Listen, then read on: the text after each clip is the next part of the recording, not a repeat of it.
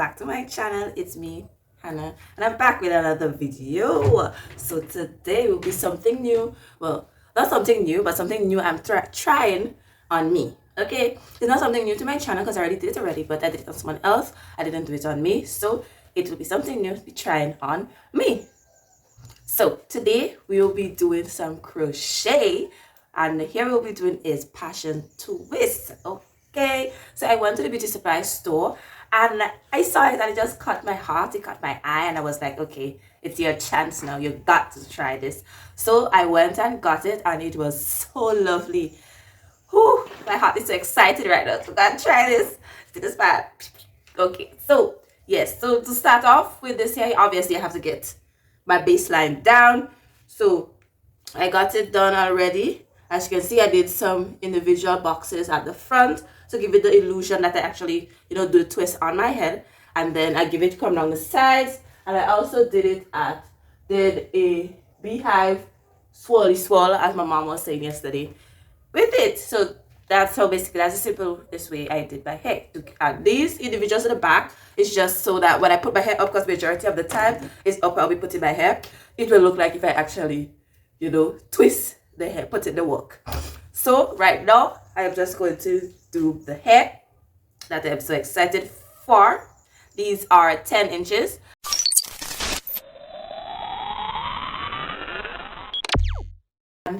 Yeah, so when starting crochet, the first thing to do is obviously to wash the hair. The second thing to do is do the base, of the hair. So, you don't forget to oil up or whatever, obviously, when you don't wash your hair. If you haven't seen my wash your routine, you can go back to watch it. I think this was the previous video of it. If videos come out after it, before I put up this one, but it is still there, you can go back up and watch it. Step 3 is not crocheting as it. Step 3 is to take out the crochets from the packaging and lay them out so that when it's time to crochet, it is easy flowing through and no problems. Step 4 now is to figure out where you'll be having your pattings. So I would like to have pattings on my side part, and I would like to have pattings on my middle part.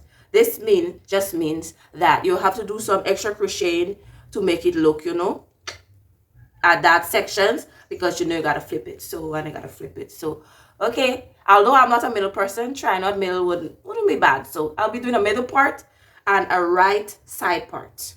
This side part. So these are my 2 partings I will be doing. I might end up doing the left side part, because if I want to put up the front alone here, like in a bun or so, you never know, you'll know along the way. But so far, this is the only 2 parts that I am satisfied on. Well, not satisfied on, made my decision on. So to start off, you just need your crochet hook, just a double crochet hook, right? And as you see it here, there is a loop, right? This is the loop. Some loop may be smaller, some loop may be bigger. In terms of, some are stretched out already and some are not, like this. This one is not, but this one got stretched out when I was, playing up with it and whatever. It's very simple. Just the one that was not stretched out, got it? You just twist it and open, shove your finger in, bam, it gets in. Also remember, when you're doing your base, do not do your base tight, because you have to shove the hook and the hair below the base. So leave room for the base to go through when you are doing your base. Okay?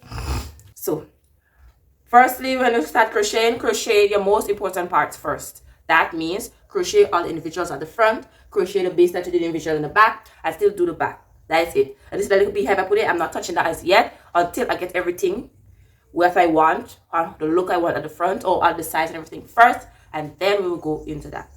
So when crocheting, as I said, you open the loop. I am starting right here, right where my dot is. I am sending my hook down.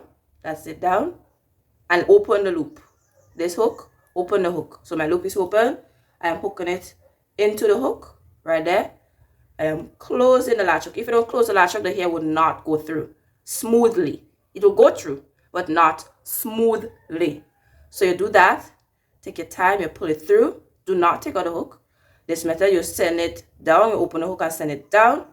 You go down to the end. You place it on the hook. Close the latch hook again. We don't want no accidents. And then we send the hook through the loop and But voila. So you do not pull out the loop too far, you know what I mean? Because we don't want all this friction and all this tying up.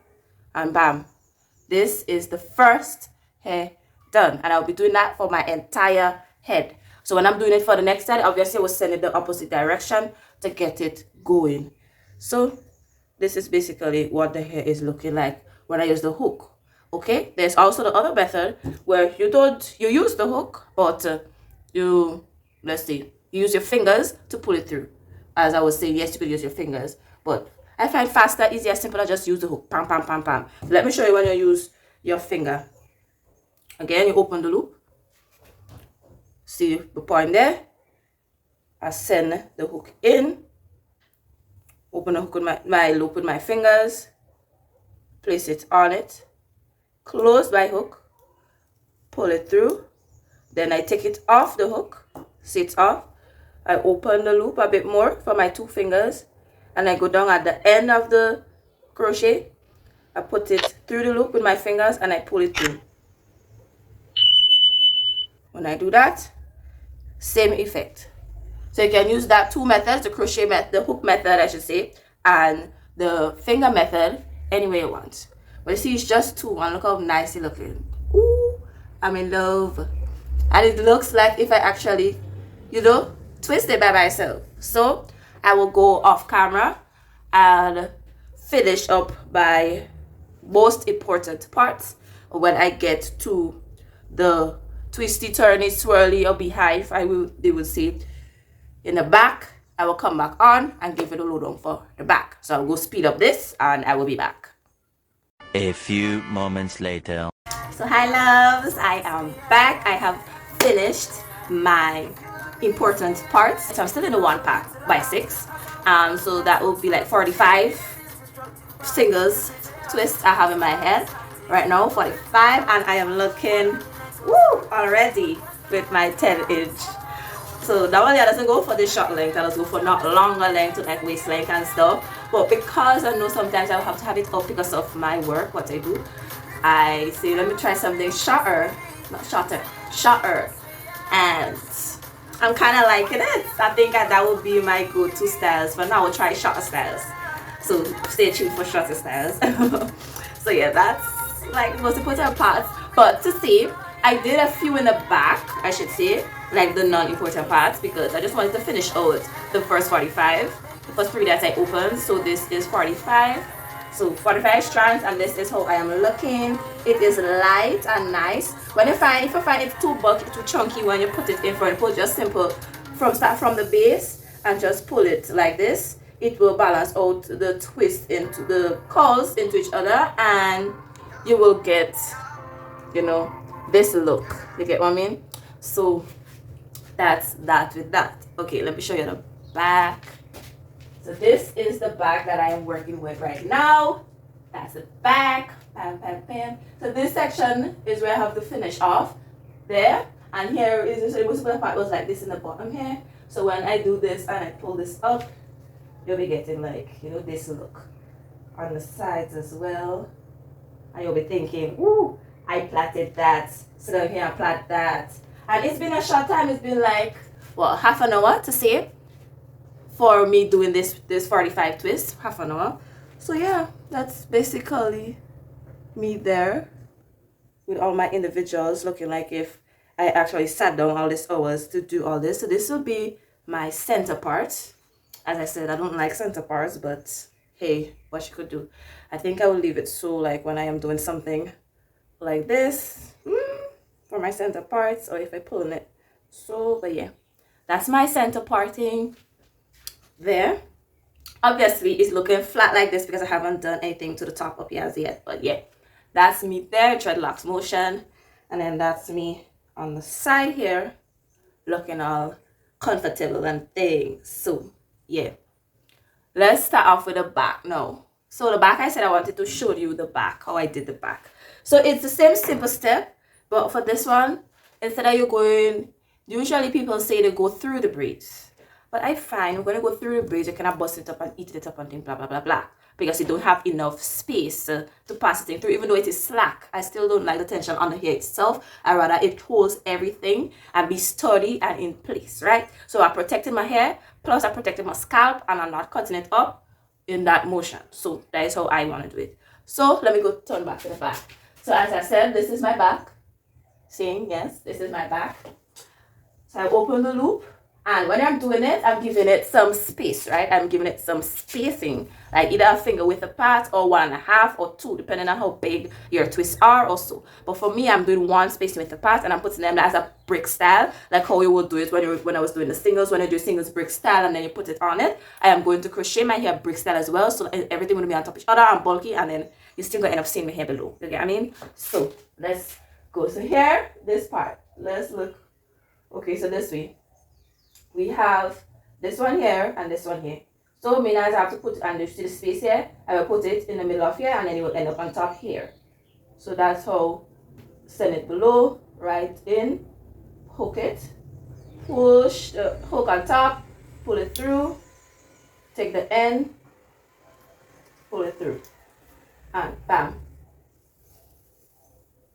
And that's that right there. And you may say, if you can do the 2 methods, yes, you can do the 2 methods with using a hook and your fingers, because sometimes it will come off the hook, or sometimes the hook will hold wrong places or so, and then you don't get the hole I want, and then a whole drama is like you have to take out everything after them pass it through your scalp and everything already, you ruffle up all the hair, and you know what I mean? I don't know why I doesn't use jelly by hair, because either 1, it doesn't hold, and 2, I just too lazy to put any gel in my hair. You got me? So that's what I did. Well, we'll be finishing the back of my head with, and that's how I did the front of my head as well with the individuals. Well, why I was showing you the back difference, because you had spacing and you had a knot where you could directly put them on, but with the cornrow you don't have that. So next time you're going to pack it, well, you got a big thing in the back there, and here just flat and nice, you know what I mean, with this bulky in the back. So that was just showing you how you do your spacing, how you get it spaced out, and so forth and so forth. So I will go, when as I showed you the back, for me to be faster again, I will go and do the rest of camera, and then I come and show you the finished look, flaunt myself a bit, film myself a bit, and yeah, you'll see the finished look after I have finished. Okay, don't forget to like, comment, share, subscribe, and I will see you again in my other one. Bye. Later.